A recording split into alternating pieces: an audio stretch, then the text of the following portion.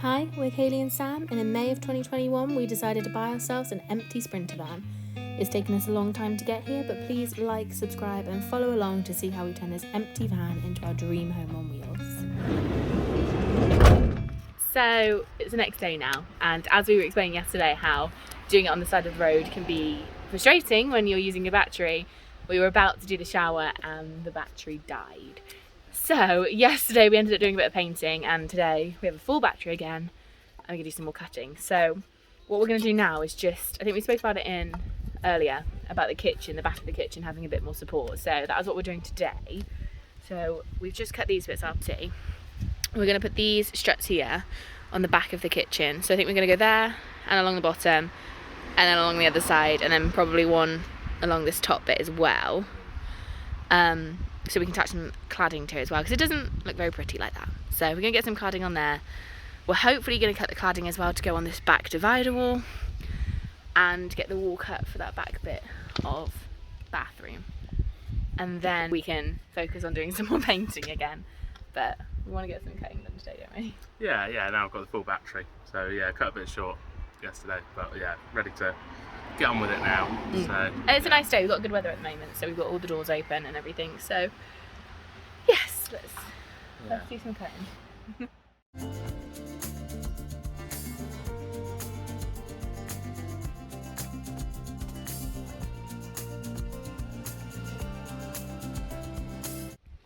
So I can't quite remember the last things we filmed. Do you remember? What were they?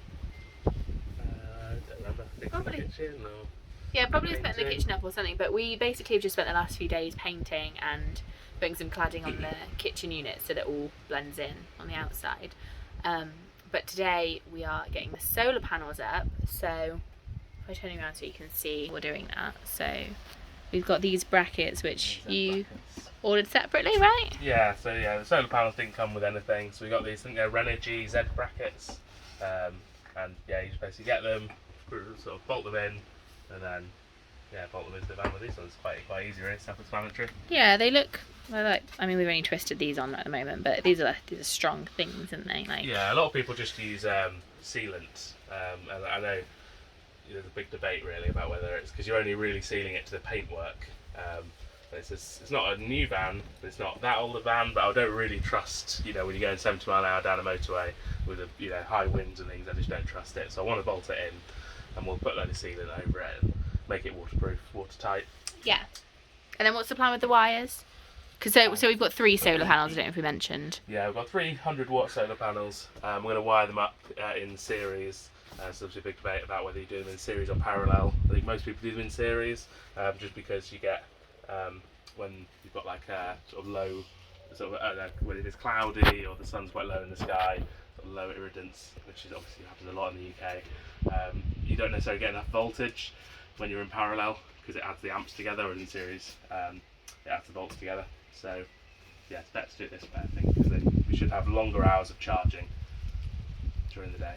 Yeah, and I'm not gonna lie, Sam's been the one sorting out all of the electric stuff, and I've been doing loads of painting. So I'm following his lead today, and I think he seems to understand it all. Seems to be going alright, doesn't it? Yeah, it makes sense really. Just following the stuff on YouTube really, and as long as you do plenty of research, the information's all out there. There's lots of information. You're only going to get overwhelmed with stuff really. You're not going to not find the information. Yeah. It's just trying to ignore all the kind of arguing and sort of without evidence, and trying to pay attention to the people who are very scientific about it. Yeah, so I think it's just the 2 of us putting these up, so it's going to be a little bit tricky to kind of film, but we'll do what we can. And yeah, if we don't manage to film what we're doing, we will definitely do a video explaining it somehow. But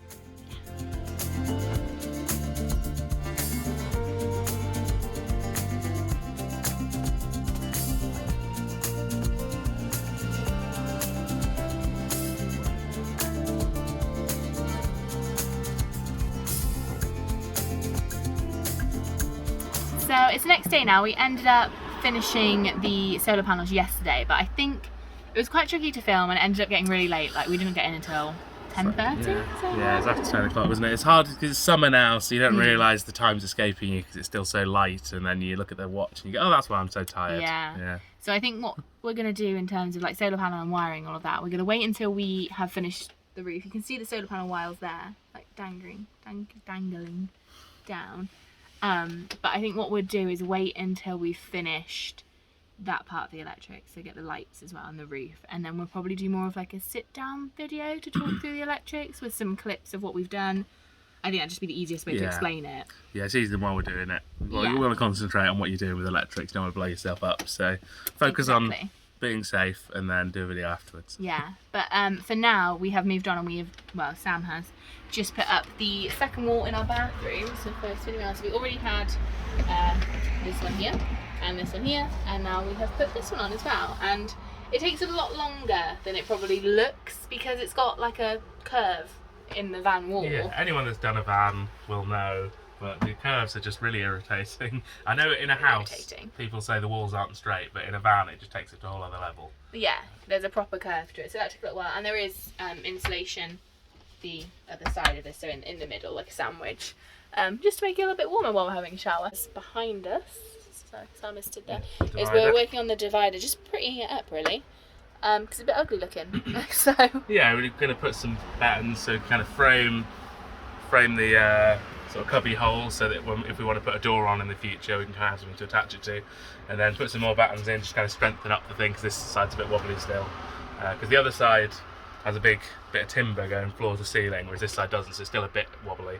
So put a bit of batten on. It also means we can get the insulation in as well, because obviously the cab has such big windows, sort of such extreme, we're not insulated at all, so sort of extreme temperatures either way.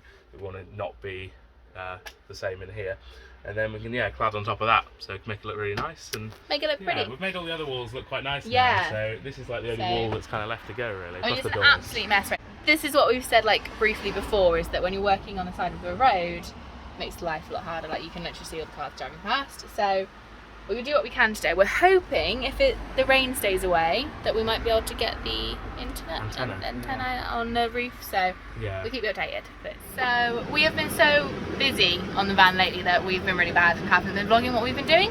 But if I give you a quick run through of the things I think we haven't filmed, so you can probably hear above my head we've got our fans going. We are going to do like a full video on how we wired up all of our electrics, but we've still got a few more bits to do, so we thought there's no point yet until we can fully go through it all, because I think that's the thing that would be the most useful, is to actually see how everything runs together. Right now we are just working on the cladding on the roof, so you can see up here we've done some of it, and it's quite tricky because you have to like cut around the fans and there's lots of measuring and stuff, so it's taking us a little while to just get it right, but Sam's measuring now. So I think, what else have we not shown? The shower. Yeah, so the shower's like all up now, so this is the outside. I mean, there's rubbish in there at the moment, but the inside, so we're about to start tanking that, like our tanking kit's arrived now, so we can actually get on with that. Kitchen counter. We have a kitchen counter that's covered in stuff, but it's not drilled in yet, but we have one. We also have a table, we have some chairs, so we've got the frames for our chairs at the moment. I'll show you once we put the top on. We're hoping to put the top on today, tomorrow? Yeah, get around it today. Hopefully today, if not tomorrow, so I'll show you that when we're done. And I think we're going to start ordering some plumbing bits tonight as well. So yeah, been quite a bit, haven't we? Yeah, been busy. Yeah.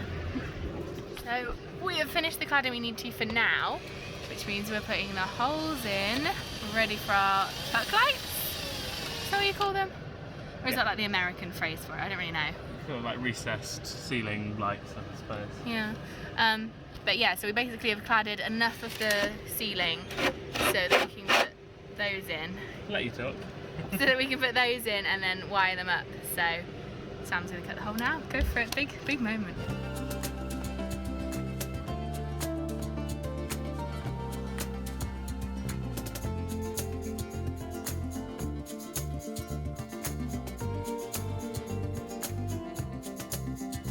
We have our first light in.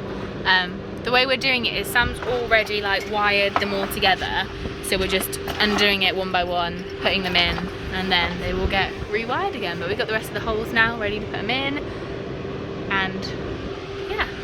What are they? What are these things that you connected them with? They're called Wagos. I think there are other brands are available, but they're basically like these connectors, so you basically put all of your positives, so your positive from the cable that goes to the battery, and then positive then goes to the next light, and then also the positive from the light all into one, and the negative from the other, and then just basically an easy way to do a parallel circuit. We'll do another video explaining all of it like properly, but yeah, for now we basically are just undoing them to put them in the holes, otherwise it's just a bit too fiddly. I don't know, it wouldn't thread under either, would it? So you got the next light? Yeah. You okay? Oh, you touching that on? Yeah. Oh no, you go away. Go ahead.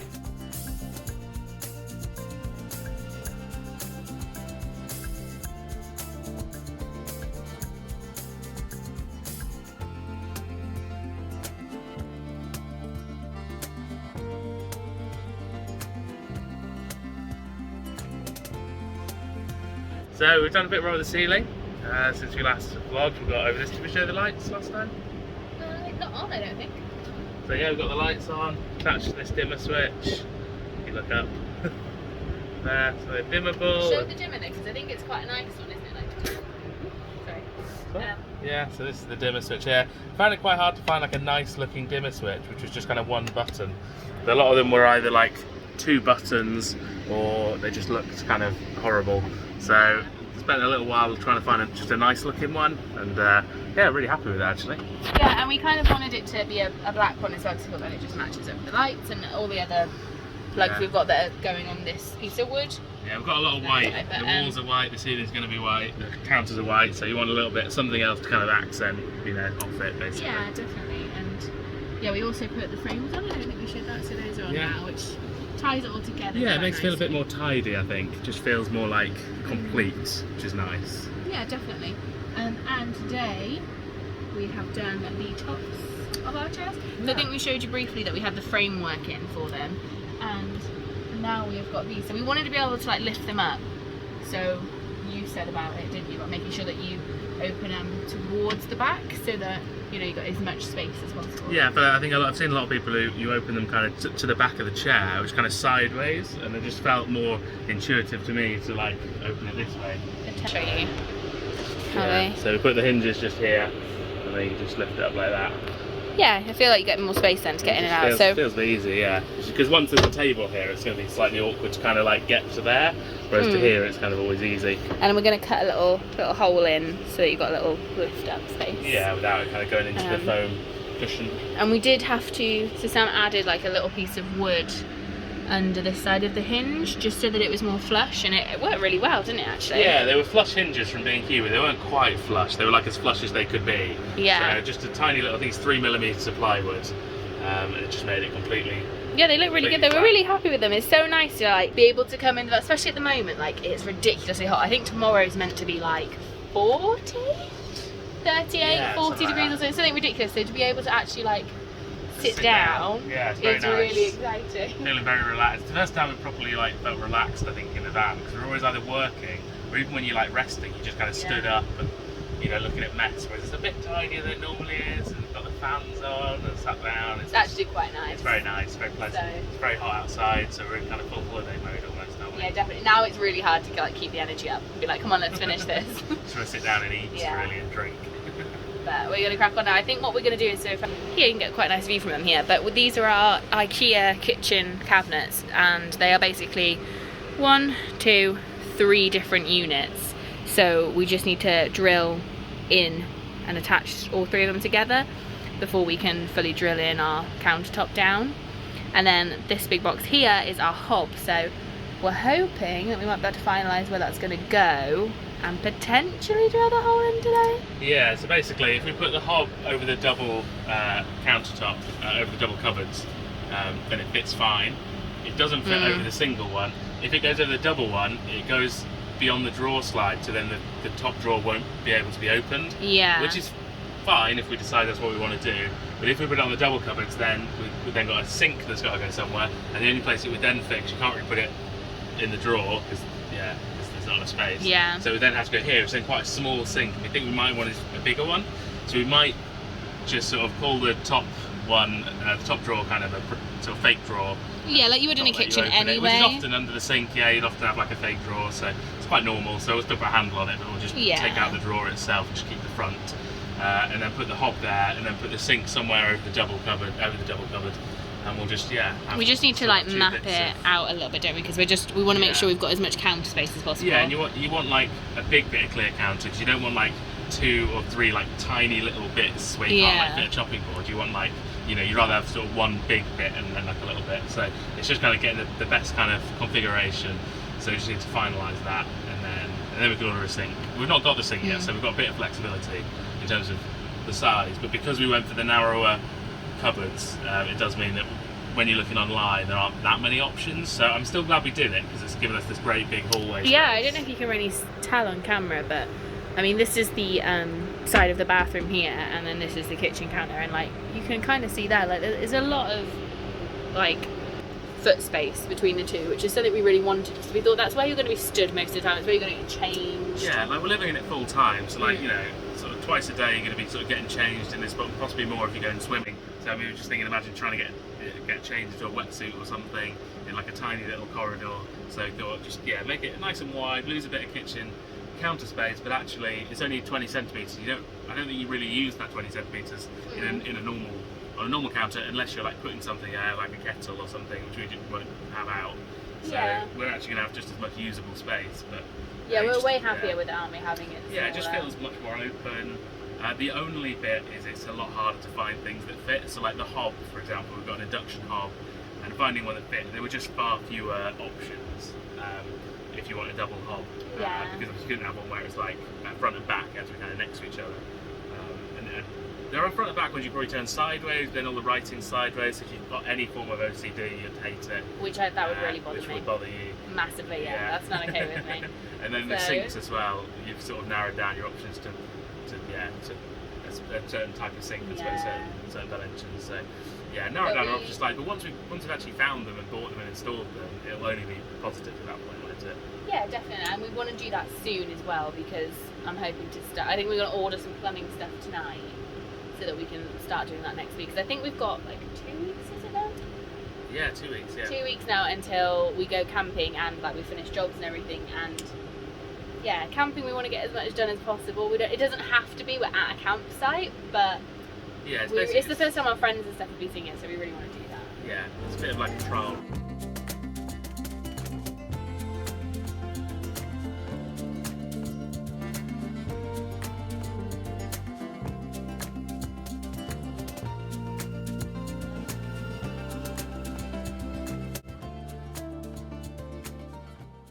Thanks so much for watching this week's video. We really hope you enjoyed it. Join us next week, where our kitchen really starts to take shape with the addition of a tiny little sink and a brand new induction hob.